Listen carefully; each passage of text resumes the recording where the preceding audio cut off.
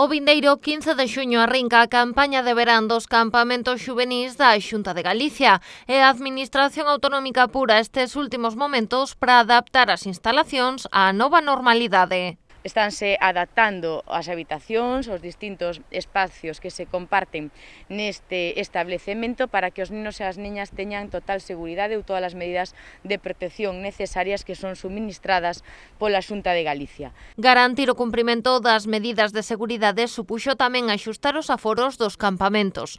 A Xunta reduciu nun 50% as prazas ofertadas. Ademais, a ratio de persoal pasará a ser dun monitor por cada 3 nenos, en lugar dun por cada 10 rapaces como o de agora.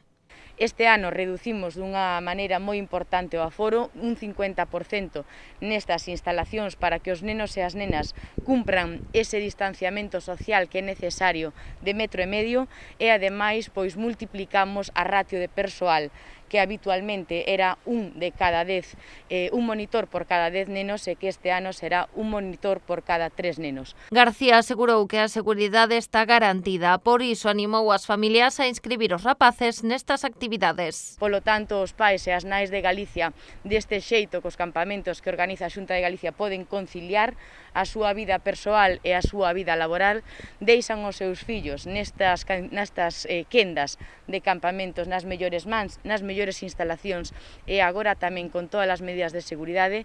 Tienen que cumplir las mascarillas, tienen que estar en los turnos de comida el tiempo necesario, no más. En el espacio cerrado hay que estar solo el tiempo necesario y nada, pues esperando que funcione normalmente y mirando una cosa, que no se puede parar el mundo y que tienen que, con todas las medidas, funcionar todo, no queda otra, ¿no?